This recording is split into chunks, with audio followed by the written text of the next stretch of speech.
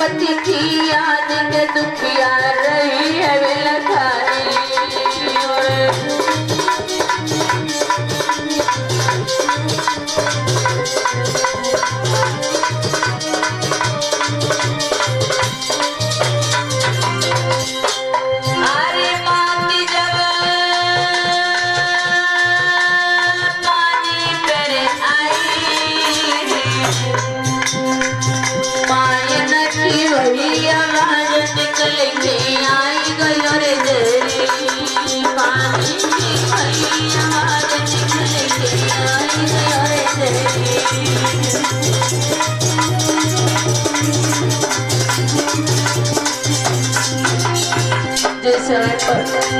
जैसे ही पैरों की खटखट सुनी है सर्प निकल कर के आ जाता है। मैया ने कहा कि ये सर्प तू मेरी उंगली में काट ले क्योंकि मैं संसार में जीना नहीं चाहती। उसी वक्त तो सर्प ने अपनी भाषा में कहा है, अरे आजा मेरी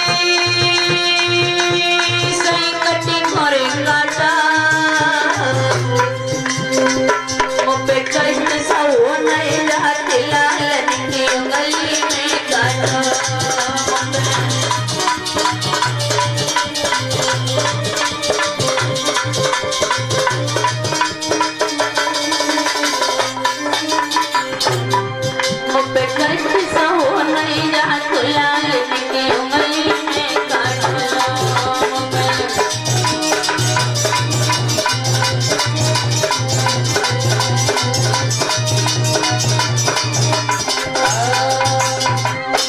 रानी ने कहा, हे सर्प तू मेरी उंगली में काट ले, मैं जीना नहीं चाहते हो। सर्प ने अपनी भाषा में कहा कि माँ तू अपनी उंगली को मेरे से दूर रखना, क्योंकि स्वभाव सर्प का ये स्वभाव होता है कि यदि जब तक सर्प दबता नहीं है तब तक वो काटता नहीं है। यदि माँ तूने मेरे ऊपर पैर रख दिया तो मैं तेरी उंगली में काट लूंगा। मैं वैसे भी नर की योनि में पड़ा हुआ हूँ, तू मेरे से दूर रहना। उसी समय पर क्या देखा है, रात्रि का समय है। कहते हैं कि भगवान अपने भक्त की रक्षा अवश्य करते हैं। भगवान का दूत आ जाते हैं, भगवान का एक दूत आ जाता है जो कि देव ऋषि नारद संत ब्राह्मण का रूप धारण करके कहने लगे कि ये अबला स्त्री जंगल में क्यों घूम रही है, क्या बात है। और कहा कि मैया तुम कौन हो और इस प्रकार से क्यों घूम रही हो। जवाब दिया कि बाबा मैं महाराज उत्तानपाद की धर्मपत्नी हूँ। संतान न होने के कारण मैंने अपने महाराज की दूसरी शादी करा दी है और मुझे उस रानी ने घर से बाहर निकाल दिया है। ब्राह्मण देव कहने लगे तुम यहाँ क्यों आई हो। तो जवाब दिया कि सुनो, हम आए अपनी आत्महत्या करने के लिए, क्योंकि हमसे अब ज्यादा कष्ट सहन नहीं किए जाते हैं। ब्राह्मण देव ने जवाब दिया कि रानी यदि तुम मेरी 3 बातें मान लो तो तुम्हारे भाग्य में अवश्य ही संतान है। रानी कहने लगी कि महाराज आप कैसी बातें करते हो, मैं 3 नहीं 3000 बात मानने के लिए तैयार हूँ, लेकिन मेरे घर में किसी भी तरीका से संतान पैदा हो जाए। पहले भी बता चुके हैं कि माँ का शब्द ही अलग है, माँ की ममता ही अलग है। माँ अपने बच्चे के लिए अपनी जान की बाजी लगा देती है। आज वही मैया कहने लगी है कि बताइए ब्राह्मण देव मुझे 3 काम कौन से करने। जवाब दिया है कि तुम भगवान का भजन करते रहना, अपने मुंह से किसी को गाली मत देना, और जब भी याद तुम्हें अपने पति की आए तो भगवान परमपिता परमेश्वर का जाप कर लेना। इधर ब्राह्मण देवलोक के लिए लौट जाते हैं, जो कि देव ऋषि नारद थे, और महारानी आज कारावास में निवास कर जाती है। इधर एक दिन महाराज उत्तानपाद ने अपने मन में विचार किया, ओ लली सरस्वती हो,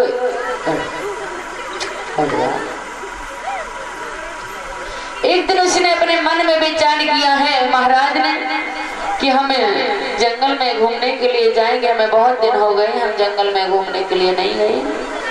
पहले के राजा महाराजा शिकार खेलने के लिए जाया करते थे, बहुत शौक था उन्हें शिकार खेलने का।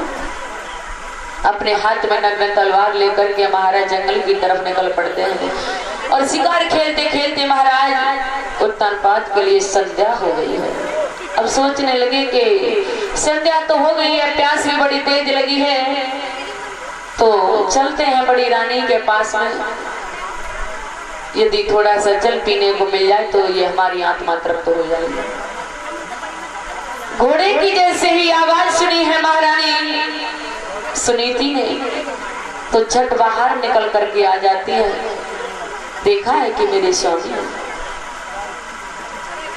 आंखों में आंसू भर आए और कहने लगी कि स्वामी मैं तुमसे कह के आई थी, लेकिन इतने दिन बाद तुमने मेरी खबर ली है। महाराज ने जवाब दिया कि रानी मुझे बहुत तेज प्यास लगी, आप थोड़ा सा जल मुझे पिला दीजिए।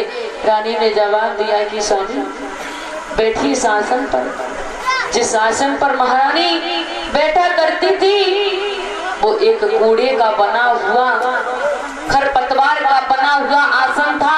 कहाँ महारानी महलों में निवास करती थी, मखमल के गद्दों पर शयन करती थी, आज फटे टूटे आसन पर बैठी। उसी आसन को उठा करके महाराज को दे दिया। जैसे ही महाराज ने उस आसन को देखा सोचने लगे भगवान ये क्या हुआ है मेरी रानी के साथ में। जवाब दिया कि महाराज आप आज लौट करके आए हो, मैं तुम्हारे लिए पर डे जल बचा करके रखा करती थी, कहीं मेरे महाराज ना आ जाए। जल पिला देती है। कुछ समय महाराज ने बड़ी रानी के साथ बिताया और तुरंत ही महलों में चले गए। उधर छोटी रानी को कुछ शक हो गया और घोड़े पर सवार होकर के नंगर के बाहर डोलने लगी। रानी ने महाराज को आते देखा और कहा कि महाराज आप कहां से आए हो? मुझे लगता है कि आप आज बड़ी रानी के पास में गए थे। महाराज ने कहा कि ऐसा कुछ नहीं है जैसा आप सोच रही हो। लेकिन वो छोटी रानी कहाँ मानने वाली थी? जवाब दिया कि महाराज इस प्रकार से मानने वाली नहीं हो, जब तक तुम कसम अपने बाप की नहीं खाओगे और गंगा की तरफ हाथ नहीं उठाओगे तब तक नहीं मानोगे। कहते हैं कि आपातकाल में मर्यादा नास्ते। अब देखिए जहां पर यदि किसी की जान जा रही हो, अच्छे इंसान की कहीं जान जा रही हो, वहां हम झूठ बोल जाएं, वहां हम कसम खा जाएं, झूठ बोल जाएं, तो वो अधर्म नहीं एक धर्म के रूप में बदल जाता है। महाराज ने गंगा की तरफ हाथ उठाया और कसम खा ली कि नहीं मैं बड़ी रानी के पास से नहीं आया। वही रात महाराज उत्तानपाद ने छोटी रानी के साथ में बिताई। समय अपनी गति से चलता जा रहा है। कुछ समय बाद महाराज के घर में खुशियां पैदा हो गई। बड़ी रानी के गर्भ से एक पुत्र ने जन्म लिया जिसका नाम ध्रुव रखा गया, और छोटी रानी के गर्भ से एक पुत्र ने जन्म लिया जिसका नाम उत्तम रखा गया। महाराज अब तो बहुत खुशियां मना रहे हैं। दोनों बच्चे धीरे धीरे बड़े हुए। एक दिन ध्रुव खेलते खेलते अपने पिता के महलों में चले गए जहां पर कचहरी लगी हुई थी। उस समय राजन छोटी रानी के पुत्र उत्तम के लिए गोदी में लिए बैठे थे। महाराज ने अपने मन में विचार किया कि छोटी रानी के पुत्र को मैं रोज ही खिलाता हूँ, लेकिन बड़ी रानी का पुत्र तो बहुत दिन में आया है, और छोटी रानी के पुत्र को उतार करके जमीन पर खड़ा कर देते हैं और बड़ी रानी के पुत्र को गोदी में उठा लेते हैं। किसी चुगलखोर ने फिर जाकर के कह दिया कि महारानी देखिए आपकी तो कोई इज्जत ही नहीं है, जो कि आपका पुत्र जमीन पर खड़ा हुआ है और बड़ी रानी का पुत्र गोदी में बैठा हुआ है। वो दुष्ट महारानी दौड़ती भागती आई और बेटा ध्रुव की कलाई को पकड़ करके उसे जमीन पर पटक दिया। लेकिन जमीन पर पटका, बेटा ध्रुव ने अपने पिता की तरफ नजर उठाई, लेकिन पिता ने बेटा ध्रुव के लिए दोबारा नहीं उठाई। अब बेटा रोए, सॉरी बेटा ध्रुव वहां से रोते हुए अपने मैया के पास जा रहे हैं। जब मैया ने पुकार सुनी है कि मेरा बेटा रोता चला आ रहा है, मुझ जैसी दुखिया माँ के बच्चे को किसने मारा है, किसने कष्ट दिया है, मेरा बच्चा तो किसी से कुछ कहता भी नहीं है। बेटा ध्रुव ने जवाब दिया कि मैया मुझे किसी ने नहीं मारा है, लेकिन मेरी एक बात सुन लो।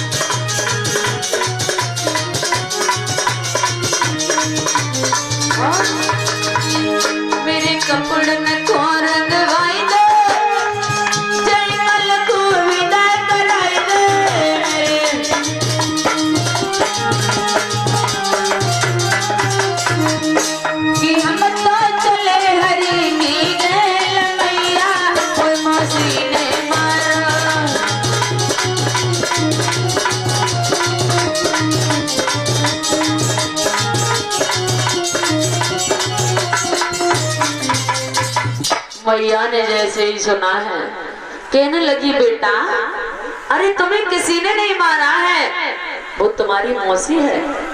तुम्हारी जैसे मैं एक माँ हूँ उसी प्रकार से वो भी तुम्हारी माँ है।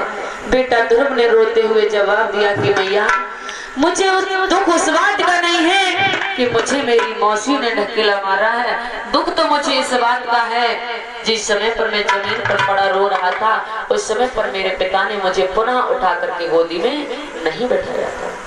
इसलिए तो मुझे सच्चे पिता का पता बता दो कि मेरे पिता कौन है। जय श्री राधे राधे।